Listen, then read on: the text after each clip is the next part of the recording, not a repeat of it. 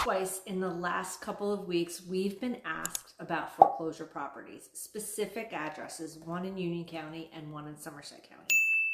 If you've been eyeing properties listed for sale on auction sites like auction.com, or maybe you're looking at the sheriff's sale websites in your county, you've probably have heard stories of getting a great deal on a foreclosure. Maybe you're seeing very low prices and you're getting excited about it. But here's the thing.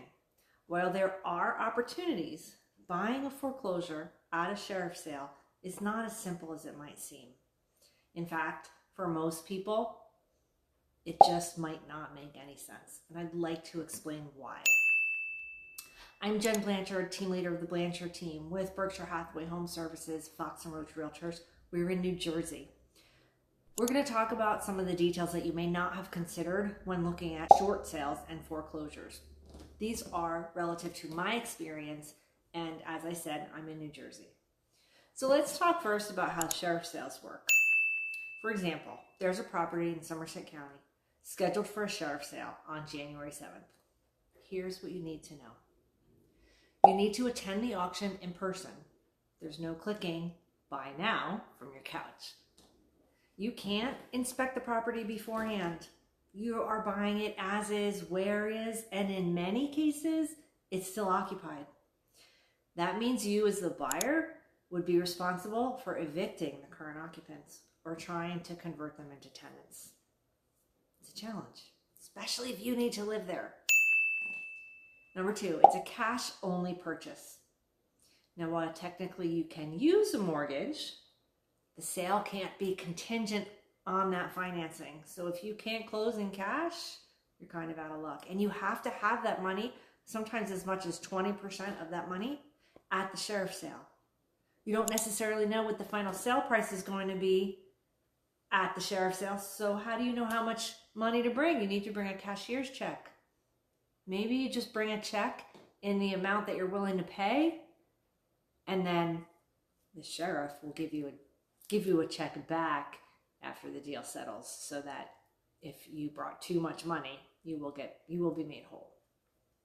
So let's talk about risks and surprises. Let's be honest here. The process is full of potential headaches. Here's one of them. There's a 10-day redemption period. After the sale, the original owner has 10 days to reclaim the property or to declare bankruptcy. So even if you're the highest bidder, the deal is not necessarily done. Number two, many of these homes have outstanding liens. That's liens against the house from organizations who are owed money by the homeowner, tax debt, credit card liens, second mortgages. And guess what?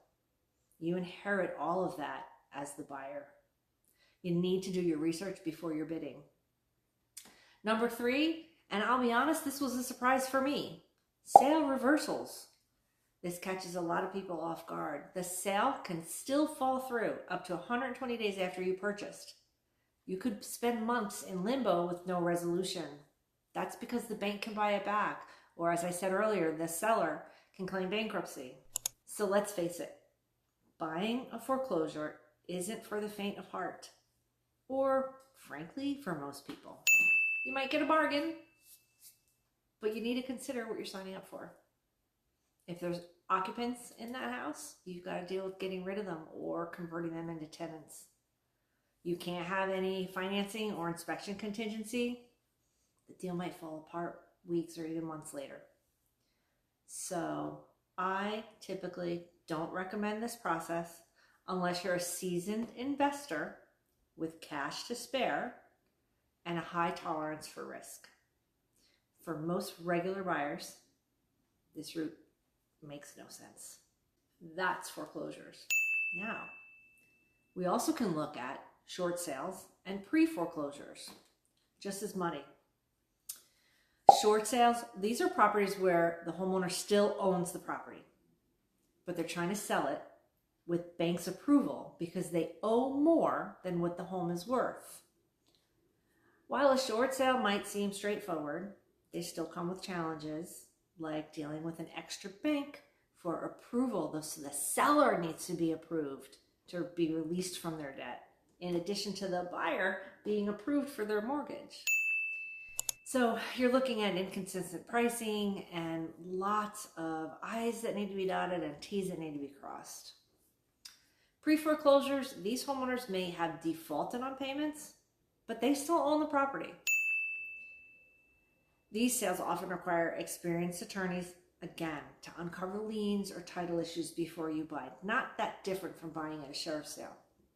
It adds to the costs and the time involved, and at any time, the property can go into actual foreclosure and you may end up on auction.com anyway.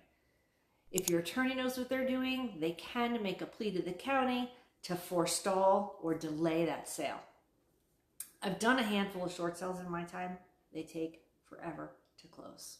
So if you're still considering buying a foreclosure or a short sale, or if you just want to learn more about the process, it's not something that you want to tackle without expert advice. So by all means, give me a call. I'll make sure you have the right resources. If I can't help you directly, we'll get you connected to an attorney and maybe a lender who can help you understand what might need to happen between the time you say, I'll buy it, and the time you actually get the keys and can live there. If you found this information helpful, please subscribe to my channel. Share it with a friend. Don't forget to click the little bell after you subscribe. You'll be notified every time we post a new video.